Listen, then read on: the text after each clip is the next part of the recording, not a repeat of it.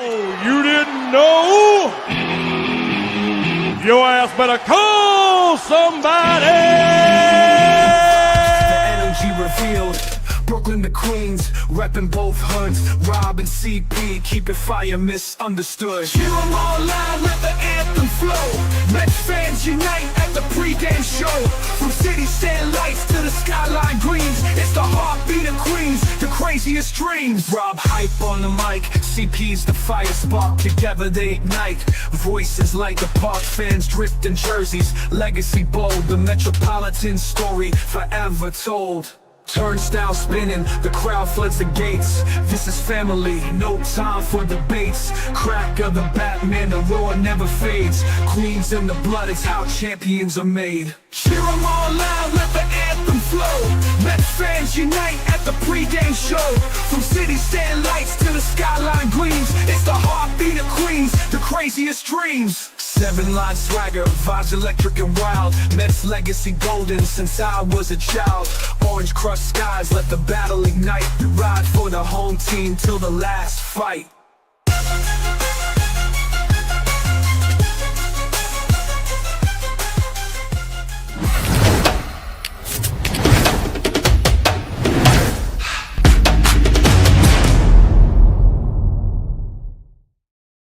What's up, Mets fans? Welcome back to the Amazing Mets pregame show right here on the channel and on X. And Met fans, I know.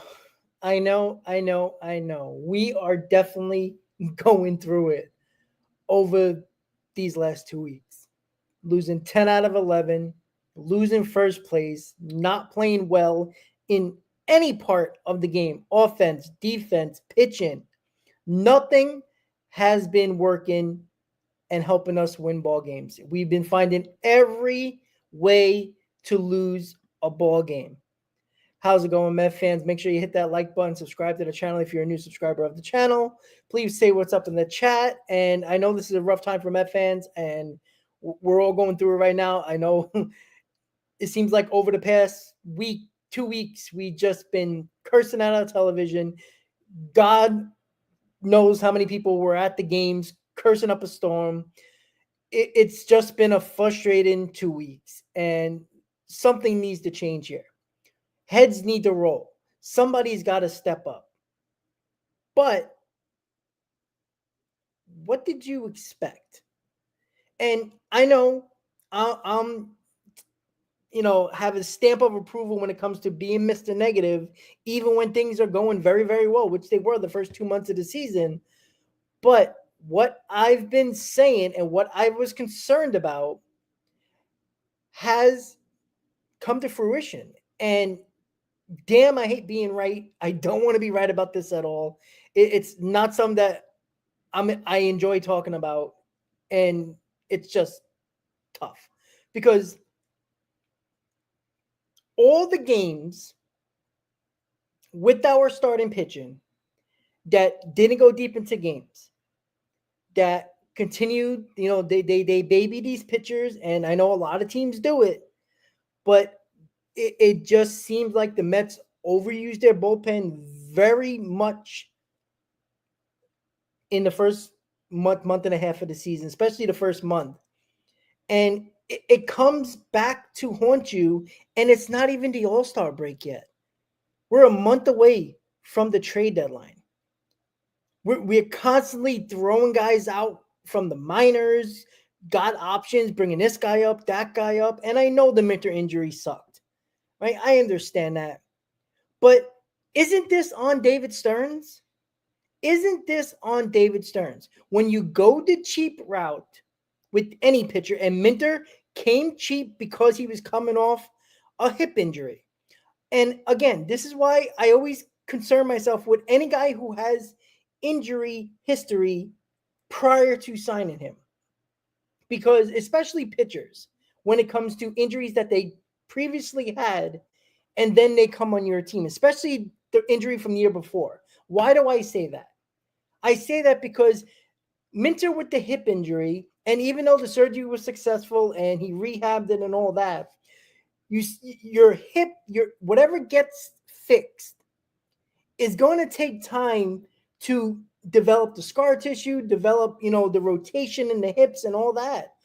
But if it affects other parts of the body, and it eventually affected Minter upper body. And was it a direct correlation? Who knows? But we see it time and time again with pitchers. If it's a leg injury, you see with Senga, right? His leg injuries have been an issue, but overall, it's just extremely frustrating that when you waited for all lefties to go out the door. And I'm not saying, Tanner Scott would have made a difference because he hasn't really pitched well for the Dodgers, but somebody close to that caliber, or even, middle of the pack. Minter wasn't middle of the pack. He might have been 2 or 3 years ago, but he wasn't last year. And that is the issue that I continue to have. It's not about his stuff. It's not about what he can do on the mound. It's just that when you go the cheap route in all aspects of pitching, what do you expect?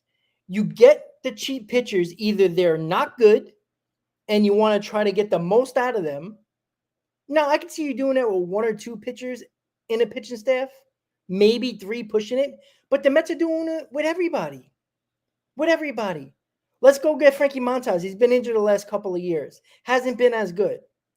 Let's bring in Sean Manaea like last year and hope for the best. Now, it worked out, but now Manaea had a little bit of a setback. I think he's still on track to come back when he's supposed to, but we still don't know if he can stay healthy. He has a loose body in his elbow, in his arm. Like that, they're not having surgery to remove it, so he has to deal with that, which the Mets have to pay attention to and be careful with. So there's no guarantee that Manaea is even going to be good or even stay healthy or possibly miss starts because of that loose body, because of the pain. With a loose body, it can, move into a certain area of the elbow where it's very painful and he cannot pitch. Or he can pitch through the pain, but he might not be effective. Overall, when you go with the cheap pitching, regardless of how you got to that number for that particular pitcher in the rotation or the bullpen, guess what's going to happen? More often than not, once in a blue moon, you'll get a Reed Garrett, right? You'll get a Reed Garrett. And we talk about this pitching lab like it's, God sent us this pitching lab and it's touched by the hand of God. Yet, last year, the Mets lead the league in walks. This year, they're leading the league in walks. So what changed? I'm going to tell you what changed. Early on in the season, they were still letting a lot of runners on. They were walking, a couple of hits batsmen, whatever, however they were allowing the runners to get on. If you go throughout the season, they were consistently putting people on base. That does not last. At some point, the dam is going to break. Water is going to get through. You can't go through a 162-game season by, walking that narrow line and expect to get through to the other side. And, you're playing with fire here. Like, this shouldn't be a surprise to anybody. They've been letting runners on all year. Now, you give them credit for getting out of a lot of it, but that does not last. When you consistently put runners on, eventually it's going to burn you. And that is what happened with this Mets pitching. Not only, now I understand we have injuries, understandable. And people can, correlate that and direct that at, well, when Senga went down and then McGill went down, the rotation was kind of in flux. Then you had to throw Blackburn in there, and who knows what you're going to get from Montas, even though Montas was pretty solid, which you never know. The issue that we continue to have, and you can talk about the rotation and the injuries all you want, but nobody was talking about injuries when they were the best pitching staff in baseball for the first 2 months. You can't bring the injuries up now, and not bring it up then, because 2/5 of our rotation didn't start the season in this rotation. Yes, we had Senga, but Griffin Cannon reverting to what he's always been. His best ERA in his career was 3.99. That's around where he is right now. So, he's better than last year, but it's not better for what we need. Clay Holmes looks like he's burnt out already. He's walking the ballpark, just like every other Mets pitcher. So he's burnt out. He didn't even get to 100 innings yet. It's not even the All-Star break. Who the hell knows when Kodai Senga's coming back? Not knowing what you're going to get from Sean Manaea. So who we're relying on here? David Peterson finally had a blunder, but we have to wait for Peterson to pitch well every fifth day to get a good start. It's the biggest issue that now people want to talk about. And congratulations, join the party, which I've been talking about. My biggest concern of the season, and I talked about it on day one, is going to be the start and pitching, is going to be the bullpen. Now, there's ways to fix the bullpen, and you can do it somewhat cheaply, and you can, find guys off waivers. You can, take a guy off AA, and I want to get to that in just a second, guys, as the Mets DFA'd Jose Castillo and Richard Lovelady. Two lefties. Obviously, Castillo has been there for about a month now, month and a half.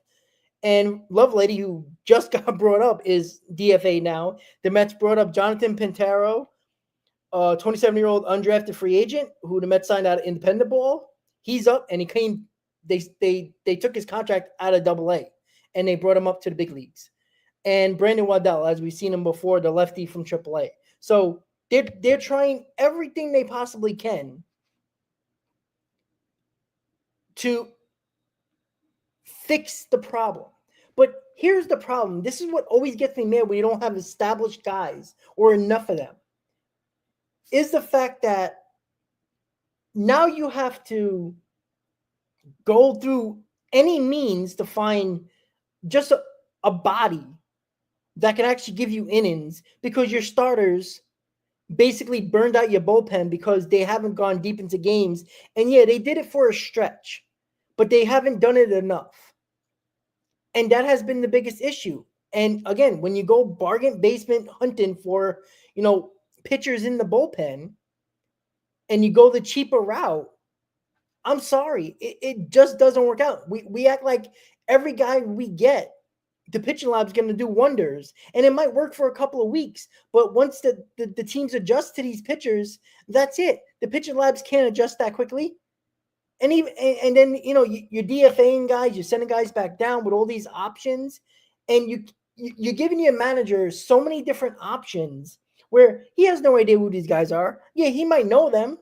Oh yeah, he's in the minors. Oh yeah, sure. But when to use them, how we use them, right? 2 days in a row, we used our high leverage relievers, and we lost.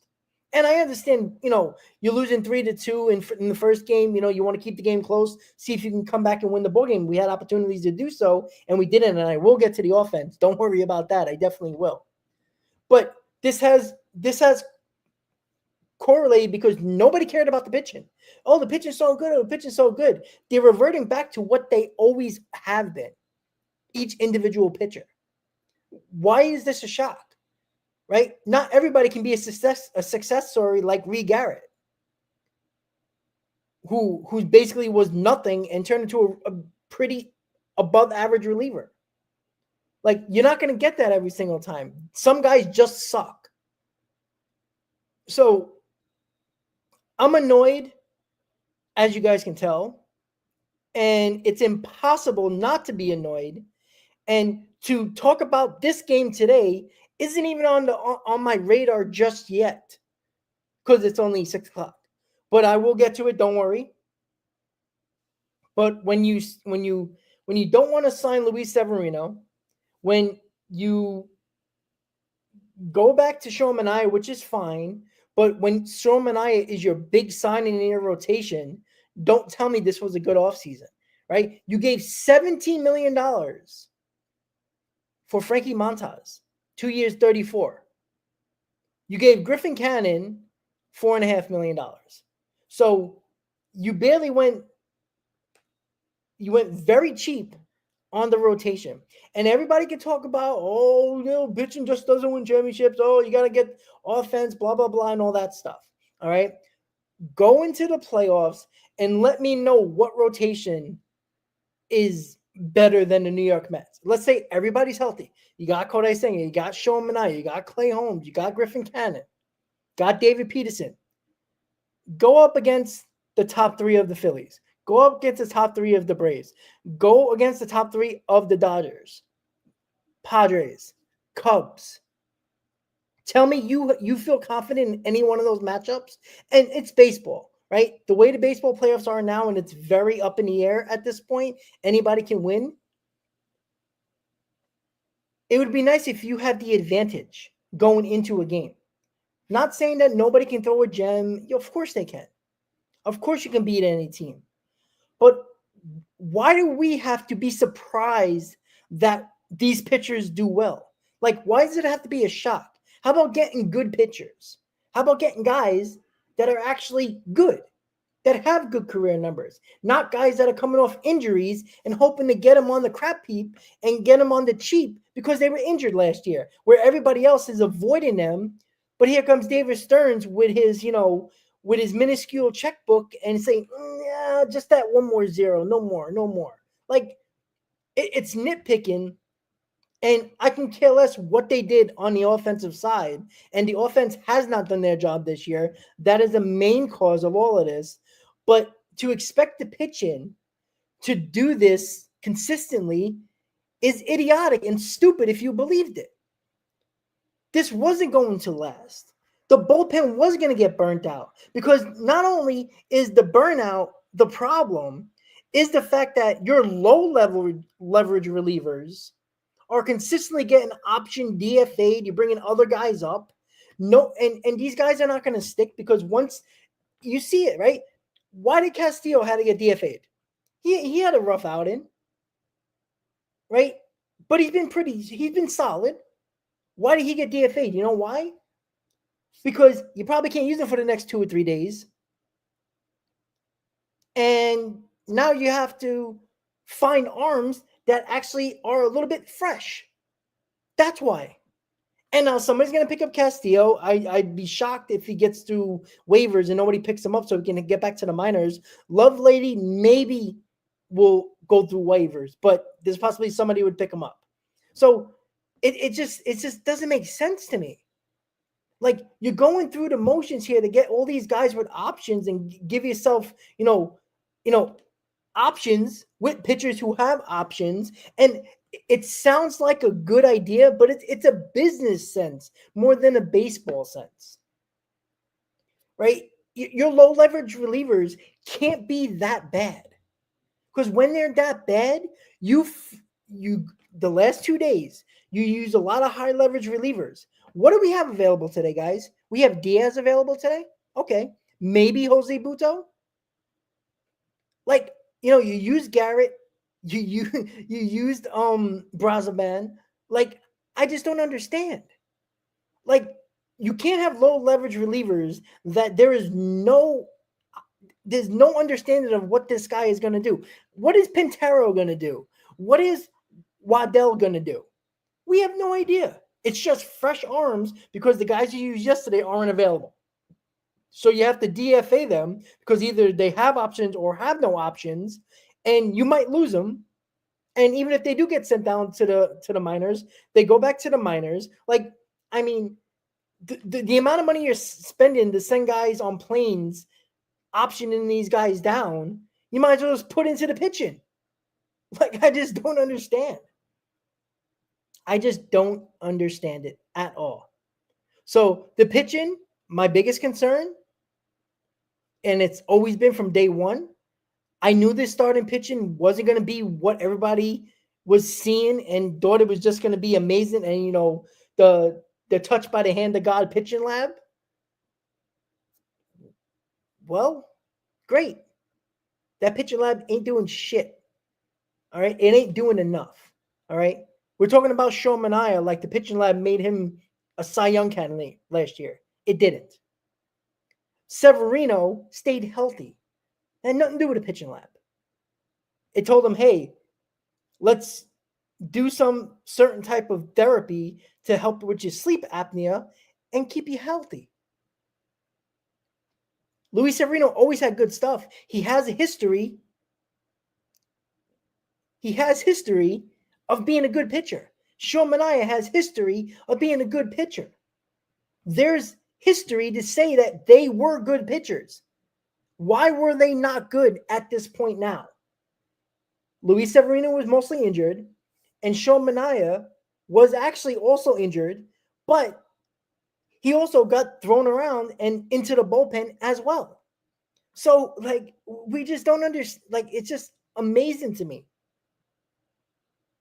The fact that, and ACJ, you can talk about the tax threshold all you want. The Mets passed that with flying colors. So, I understand they're already past it. So, you're past it now. So, what are you going to do at the deadline? You're not going to add money on, because the only way you're going to get better at the deadline is to add money to your payroll. Most teams that are trading guys at the deadline don't want to hold on to these players' salaries. That's why they're trading them. So they're going to add on to the salary anyway. So I don't want to hear about the tax threshold. Well, then you know what then? Then don't even bother. Then you know what? You should have never signed Pete Alonso then. If that stopped you from getting a better starting pitcher, then you're stupid. Because I'm going to be quite honest with you. Is Pete Alonso make or break in this lineup long term this season? Who knows? Who knows? Here's what I know. And let's get to the offense. Right? Who's been a staple in this lineup since 2001?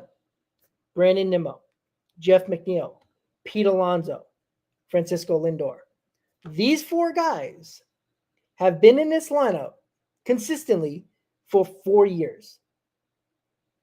Going on the 4th year since 2001.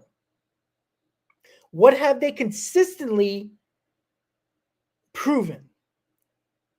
That in the first 2 to 3 months, their offense is not good. They don't perform well in the early months of the season. Now, Alonso has done great, but he's a guy that, he's going to have a great April and May and not show up until August? Like, you can't have that. Juan Soto was supposed to be the guy that took this lineup to the next level.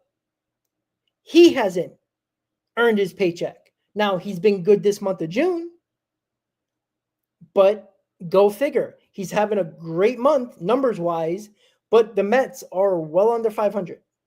Not playing well in June at all. So, what is it? Is it Juan Soto not being the best version of Juan Soto? Is that the reason why the offense hasn't kicked it into gear? Or is it the consistent guys in this lineup since 2001? Trickle in, the lack of performance, lack of offense from third base, lack of offense from center field. Let's be honest, before McNeil came back, lack of offense from second base, lack of offense from catcher. That's a lot of positions. Now, guys that are the big boppers and the big guys in this lineup need to consistently carry this team. We all know that. But we are shocked. Maybe too many people are, infatuated with Lindor's song, with My Girl, and they just want to sing it and it makes them feel good. Or it's Pete Alonso's love affair, and Met fans caring more about the home run record for the Mets than actually having a great season for the New York Mets. Maybe they're just blinded by that.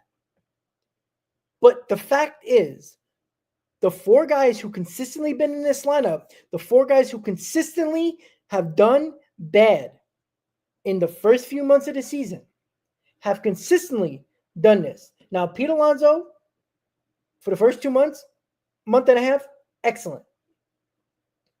But those numbers dropped very quickly over these last 3 weeks. And it's coming in up to a month now. So is Alonso going to be great in April and May now and nowhere to be found until August? What is it? What is the problem? Why don't we look at the guys who've been here the most? Why do we just brush it under the rug? Everybody wants to kill Beatty. Everybody wants to kill Alvarez. Everybody wants to kill this guy and that guy. Guys at the bottom of the lineup. Guys who haven't been good in 2 years or never. That's the guys you're getting mad at? Yeah, I understand getting mad at Juan Soto for not picking up the slack for all that money he makes. Understandable. But my God. Like, these are the same guys that have consistently done this year after year, and these guys get passes, right? Before June last year, Met fans wanted the ship Lindor out, and now you're singing My Girl. Now there's a love affair. Now we talk about his kids and his wife, and it's a great story. But come on. In the end of May, you wanted him shipped out of here. Wasted $300 million. That was the talk. Like, I just don't understand. Like, we forget about all this because of stupid gimmicks and reasons for these players. I don't care about the song. I don't care about the home run, the Mets all-time home run record. I don't care. What does that do? What does that really do for anybody? So you can buy a shirt, so you can walk into Mets Hall of Fame and look at it like, oh, look at those cleats that Pete Alonso hit that all-time home run record for the Mets, or that bat. Who gives a shit? I don't care. Why is Darryl? Why is Doc, Carter, Mookie, Hernandez, Darlin, Dykstra? Why are all those guys remembered? Because they won a championship. That's why. And you know what? Some of those guys that I just mentioned aren't probably career-wise better than some of these guys that probably have better numbers than some of those guys. Right? That's the problem. We worry about single player records more than the actual team goal. It's stupid. If you want to do that, go right ahead. Because I don't want to hear about another surprise season where it's like, oh my God, wow, we weren't supposed to be this good and we made the NLCS. Golf clap. Because that's all that is. That's all that is. If you guys don't know, and I know most of you do, if not all of you, it's been since 1986. All right. We still cherish that team because nobody's done it since.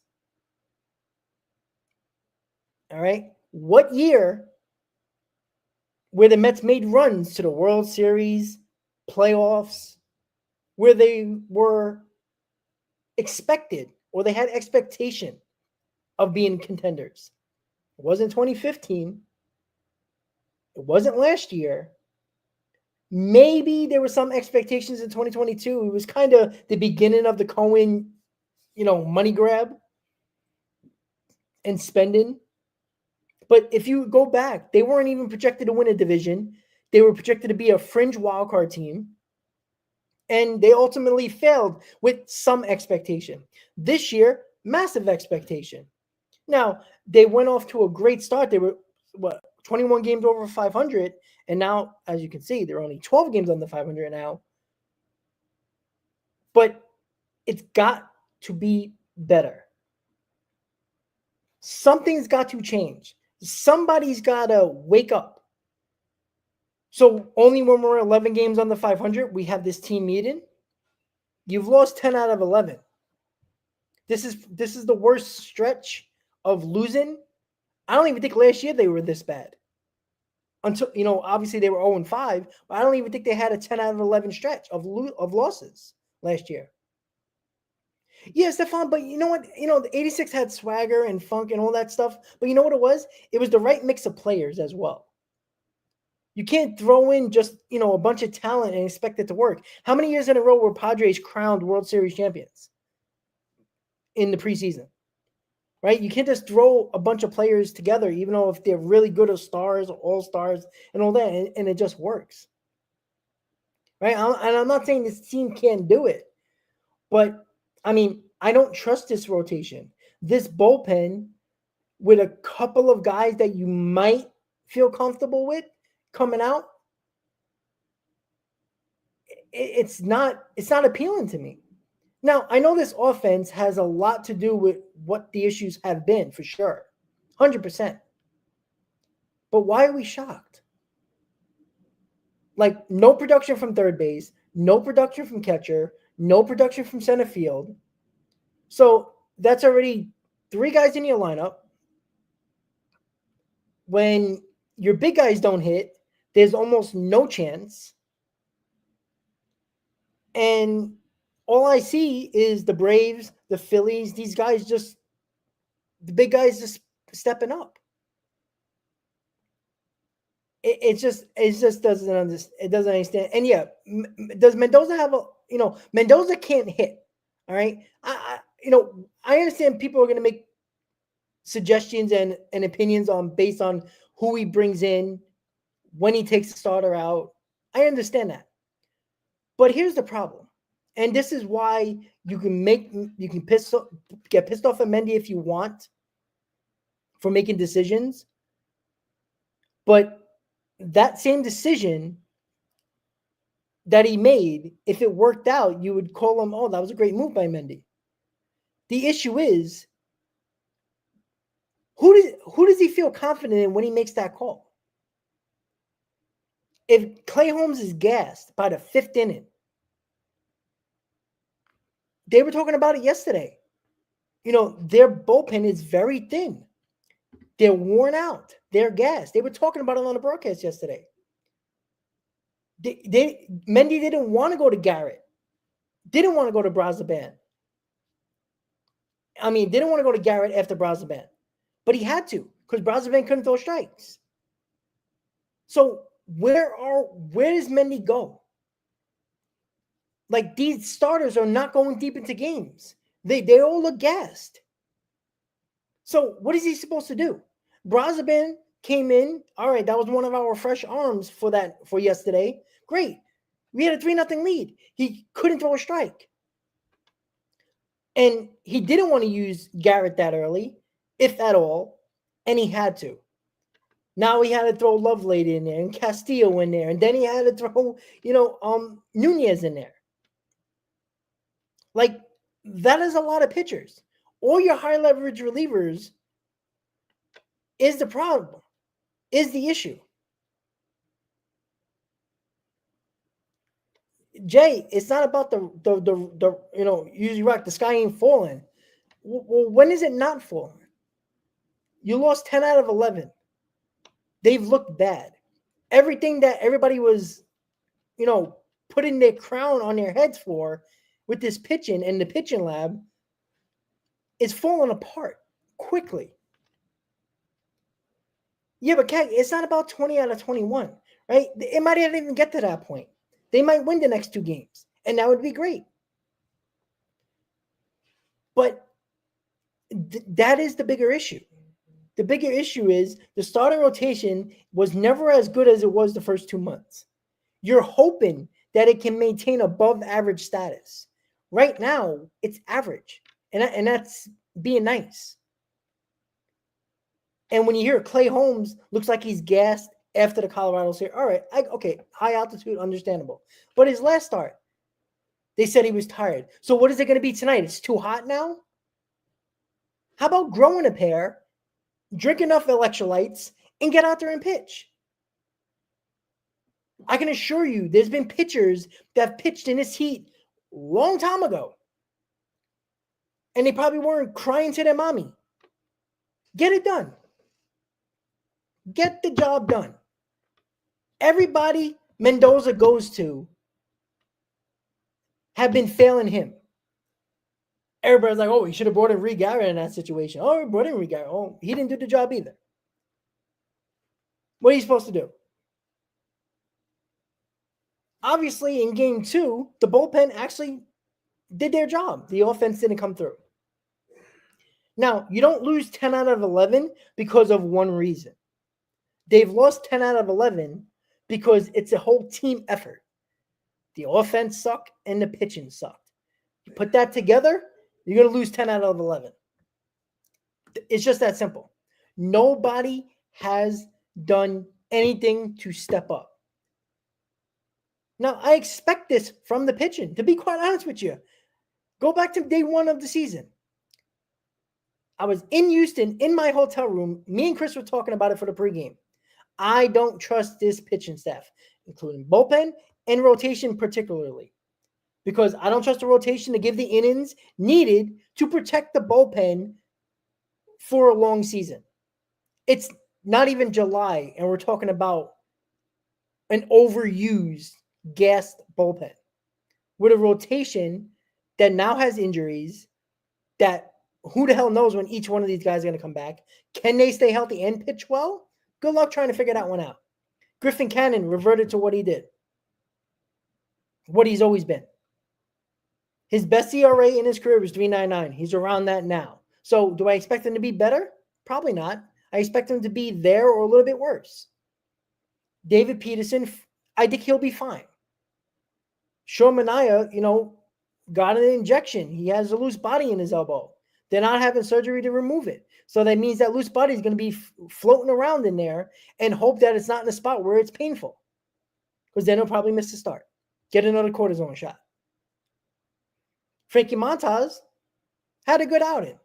Nobody expected that, but he kept this team in the ballgame. That's probably what you can expect from Frankie Montas. So, where is the player? Where is the bunch of guys? Now, I want it to be the offense because I think this offense is the reason why, a main reason why they've struggled during this. I mean, they've done it the whole year struggling with runners in scoring position. Under 200, they're 29th in baseball with an average with runners in scoring position. That has to be way better. Again, if they were league average, if they were middle of the pack, 15th or 16th, you know how many more games? We would be well over the 50 win mark. Just being an average team of runners in scoring position. But when you're nearly the worst and you're right behind the White Sox as the worst team with runners in scoring position average-wise, it is a big problem. But I keep on saying again and again and again. The guys who have been here consistently since 2001, there's 4 of them, and I'll name them again for people who are just tuning in. McNeil, Nimmo, Alonso, Lindor. These 4 guys are notoriously bad. They've done this for a while, and we're shocked by it. It took Lindor until June. Brandon Nimmo had a great April. Then he just was lost for the rest of the year. Alonso was lost the whole season last year until the playoffs. Lindor sucked the first 2 months of the season until June. Then he was an MVP caliber. These guys take so long. And now this year, Alonso had a great 2 months. So what is he going to flip the switch? Instead of April and May being bad, you're going to be bad in June and July? How's that helping in the middle of the season right before a deadline? The inconsistency of those guys have been consistently inconsistent. This shouldn't be a shock to anybody. Why are we shocked? Stop singing My Girl. Stop worrying about the single career home run record by a Met for Alonso. You want to care about that? Go ahead. Enjoy. But it's not the goal. The goal is to win games, make the playoffs, and win a World Series. If that's not your goal as a fan or as a player or as a team, as an organization, then you're wasting all of our time. Then don't watch. The cheap pitching is getting you cheap results. That is courtesy of David Stearns. Now, he has a deadline to fix that. I don't understand why people always talk about the deadline. Oh, you got the deadline to fix everything. Why do you want to have holes to start the season when you just got to do more to get it at the deadline? It just doesn't make sense to me. At some point, you're going to add payroll. That's how you get better. And here's the thing. The Mets don't need a 4th outfielder. The Mets don't need a 4th guy in this bullpen that might be, a guy that could be the fourth guy thought of to come into a game. They don't need a bench player.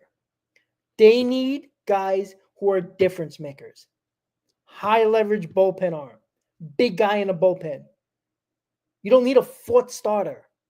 You have enough of those. You need a top 2 or 3 starter in this rotation, if not an ace. Somebody's going to be out there available. Pick one. Might not work out. I'm not saying it's every high leverage guy, big guy you're going to get, everything's going to work out. I'm not saying that.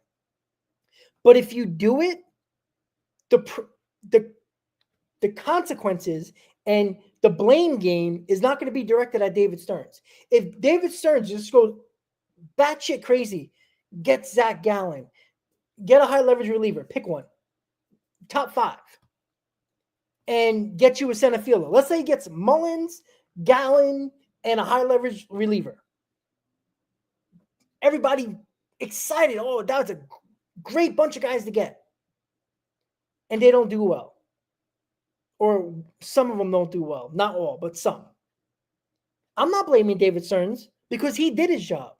He went to get the best guys on the market, or one of the 5 best guys on the market.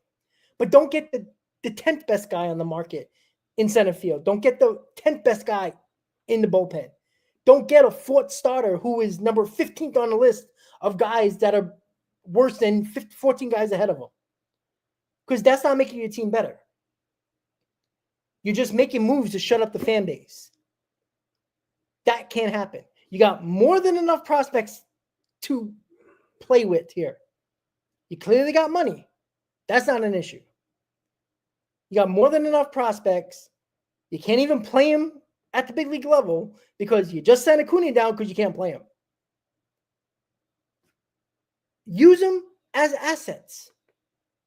There's no excuse anymore. And if there's one person that is going to talk about prospects and you're going to name any of them, nobody should be untouchable. And that's including the pitchers. Because if you're not going to be willing to give up any of these pitchers in your top 10, then good luck trying to get a top 5 player in any position. Because then you ain't doing nothing. You ain't doing anything to impact this team more. Because you know what? Guarantee the Phillies will. I guarantee the Dodgers will. Probably the Padres. Probably the Cubs. And you know what a lot of those teams need? Similar things than you need. Bullpen, high leverage. What do you think? The Mets are the only ones? Absolutely not. What about center field? A couple teams out there that could use a center fielder. Better bat. Starters. Who couldn't use another starter? Now, the Cubs, they're talking about getting a starter, go getting a high leverage reliever. These are teams that you might have to face in the playoffs. Do you want Zach Gallen to go to the Cubs? What about the Dodgers? They always seem to get somebody at the deadline.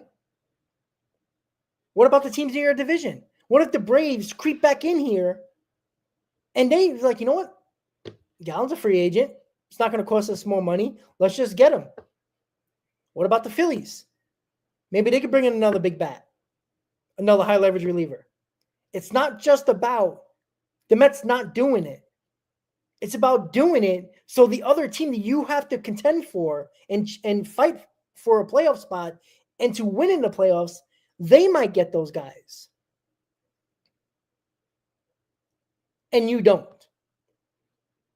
That can happen this year. There is no excuse anymore. What are you waiting for? We'll see when it comes time. But in my humble opinion, I don't trust David Stearns at the deadline. Now, if he proves me wrong, I'd be the first one on this channel, first one up here, stating that I was wrong. But I also would be the first one to tell you that I was damn right that he wouldn't do it. And I don't want one big move. One big move is not going to cut it for this team. They need one big reliever. They need one big center fielder or starter. You got to give me 2 or 3. You can't give me one because I don't think that's going to change enough. It's not going to make a difference. It might make a little bit, but you need a drastic difference here. If you're a player if you're a fan of this team and you're going to give me a prospect and name him, you don't want to win. Because unless they're directly helping this team now, and I'm talking about a lot, then that guy is not beneficial to this team this year. Why do you think in 2023 the players were pissed off that we were trading away guys on the roster? Because they believed that they had a good team that they wanted to add. That's why they were mad. You know how they spoke up to the media and saying, I'm not happy with these decisions. I want us to add. We know we're a better team. Why aren't they speaking up now? They need to speak up. Hey, we know we're one of the best 5 teams in baseball. We know we're a World Series contender. Put that pressure on like you did in 2023. Why not? Okay, yeah, you know what? That's fine, D-Mac. Chapman from Boston, sure. Look, it's not about the name of who. Everybody's going to want somebody different, right? Some might want Zach Allen. Some might want, Alcantara. Some might want another high leverage reliever. Some might want Mullins or some might want Duran, right? It's not about the who we could get, but it better be a top 5 guy on the market. We know Mullins and Duran are very likely to be moved. Those are the 2 best center fielders, bats, that are available. If the Mets get none of those and they get moved, now you can't help if they don't get moved, right? It's not the Mets' fault, even though they should do it. But let's just say Mullins goes somewhere else, Duran goes somewhere else, and the Mets get whatever third option there is. Luis Robert. There, perfect example. Yeah, well, Pudgy, then you know what? Then you're not winning. What are you going to say, status quo? You're going to get the 10th guy on the market and the other 10th guy on the market and then get, a 4th outfielder who might have a little bit of pop for center field? You're not winning. You're just not. The fact of the matter is, if you go get Luis Robert, now some of my fans will be excited about that. I will be posting a video tomorrow. So tune in for that. It's going to pop up sometime in the morning in regards to a couple of reports that came out about Robert. And the reason why there's reports out there is because Mullins and Duran are going to cost more than Luis Robert. That's just a fact. All right? That's just a fact. And where is Arenado going? Do you see how good the Cardinals are playing? They're not trading him. Guys, they're right in a playoff mix. They're not trading Arenado. So forget that. Unless they fall out of it over the next month, Arenado's not getting traded. Bregman, you want a guy coming off of injury. That's who you're going to trade for. Wonderful. Yeah, Pudgy, that's fine. That's fine. But that doesn't mean the whole point of the deadline is to add payroll. like that's how you get better. Like Luis Robert is talked about in reports linked to the Mets more than Mullins, more than Duran. Go look at Jeff Passan's. I think it was like 50 guys that are on the market, top guys. And the Mets weren't even in on any of the top 2 guys in any position that of need. They were in the 5th, 10th, 8th. Like, are you kidding me? Like, that is the issue. But Pudgy, he loses money every year. But you know what? The fans are coming out. So I don't want to hear about losing money. He know when he bought this team, there was probably going to be a 5 to 7 year stretch of losing money. This organization was terribly in debt when he bought this team from the Wilpons. So he knew, as a businessman himself, he knew he was going to lose a lot of money for many, many years. And to break even is probably going to take another couple of years. That takes time. He knows that. And when he spoke about buying this team, he says it's not about, of course, everybody wants to make money. But he knew he was going to take tremendous amount of losses. But this was his decision to build a roster by spending money. He could have took over this team when he did and broke everything down. He could have traded Alonso, traded Nimmo. Yeah, he could have traded for Lindor and signed him for a 10-year deal, but he could have traded all those guys for massive prospects. But he didn't. And Met fans would have killed him for it. But if he would have rebuilt and completely destroyed the team and traded everybody for top prospects, and maybe it would have been different. Maybe we had to wait until 24 and 25 to really establish these players. But he didn't do that. That's on Steve Cohen. Nobody told him to spend the money. He didn't have to. He's the owner. He don't have to listen to us. But he knew how much we have suffered. He spent a ton of money. And again, it's not about always spending money. That's understandable. But when you spend all that money and you're good, there's always going to be needs at the deadline. Don't give me the 5th guy, the 10th guy in the, out of the top 10 bullpen arms, you're going to give me number 10 because you didn't want to give up to get the top guy, the top 1 or 2 guys. So great. So let the Phillies get it. Let the Cubs get it, or a contender that you might have to face in the playoffs. It's stupid. And if Stearns is going to be picky with his prospects, then I don't know what to tell you. Because either you're going to add money to this payroll, and even giving up prospects, you still might have to add money to this payroll. If you're not going to do either one, because you're going to be shy away from one of them, then you're not going to get anybody that I just discussed. Other teams will. And then when they're beating your asses up in the playoffs, I'm going to tell you I told you so. So either way, yeah, but Pudgy, starters need to go deeper. Guess what? These starters can't go deeper. Not for a long periods of time. Clay Holmes, gassed. He didn't even throw 100 innings yet. Congratulations. You brought yourself a reliever who is gassed before the trade deadline, before the All-Star break. Kodai Senga, go figure, hurt again. So now you got to baby him along again. Shomanaya hasn't thrown a pitch. Montaz finally did yesterday. David Peterson coming off hip surgery hip rehab last year, finally thrown 170 innings. Can he do that again along with being successful for a whole season, not just 2 months? I don't know. Pudgy, whose fault is that? Stearns, because he went the cheap route. There we go, guys. All right, guys. So let's quickly get into this lineup and this pitching matchup tonight. Obviously, the Mets have lost 10 out of 11. They're 0-5 against the Braves for the first 5 games playing them this year. The lineup: Lindor, Nimmo, Soto, Alonso, McNeil, Marte, Beatty, Mauricio, Sanger. I don't care who plays because nobody's hitting. Somebody's got to hit. It's just that simple. If you're going to complain about the lineup, McNeil's batting 5th, who gives a shit? They're not hitting. You know what? How about this? Put Lindor 9th. Put Nimmo lead off. How about, let McNeil go bat 2nd. Put Soto 4th. Put Alonso 6th. Who cares? They're not hitting.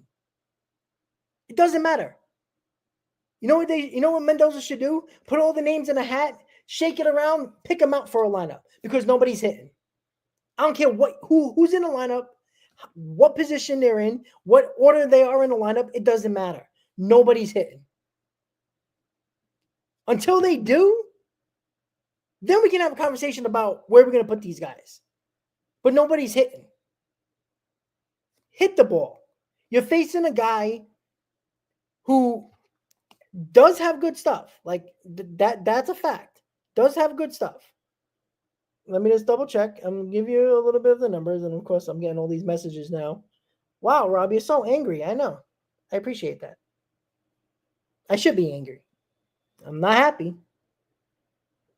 Oh, sorry. Give me a second, guys. Just want to see something. And I know the game's about to start. Yeah, exactly. So, Fuentes, 5 innings pitched, he has a 7.2 ERA. So, again, he has good stuff. They're high on him, but he's young, right? Beat this kid up. Can we do that, please? Let's win a ball game. Let's go into tomorrow trying to salvage a series and split a 4-game series before we head to Pittsburgh. Let's get it done. All right. The lineup, you can be mad about it.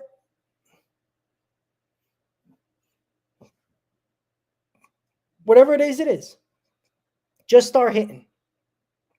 The lineup, the order, doesn't matter. Who's playing, it really doesn't matter. Nobody's hitting. Get it done. Clay Holmes, how about looking like you're not gassed on the mound? How about not walking guys? That has been a problem for this team for 2 years. That hasn't changed. Pitch well. Can you get into the 6th inning? Can you help this bullpen a little bit? I'm not blaming the bullpen anymore. They've been burnt out for weeks because your pitching staff can't go deep into games. And now I got to hear, oh, these guys are gassed. They're tired. What? Well, then maybe you shouldn't have been a starter. Let's get it done, guys. My prediction for tonight, I think the Mets are going to streak by a win by their chinny chin chin. I'm going to say the Mets win 5-4. Nothing special, but who cares how we get it done? Win the ball game. I think it's going to get down to Diaz pitching in the 9th and saving the ball game. Get it done. Get it done. Get it done.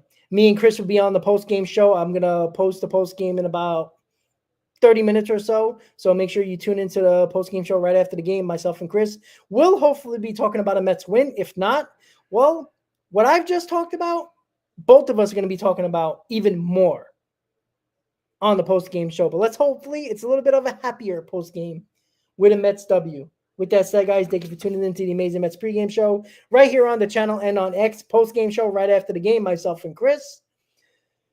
Let's get it done, guys. Have a good night. I'll see you on the post-game show. Let's go, Mets.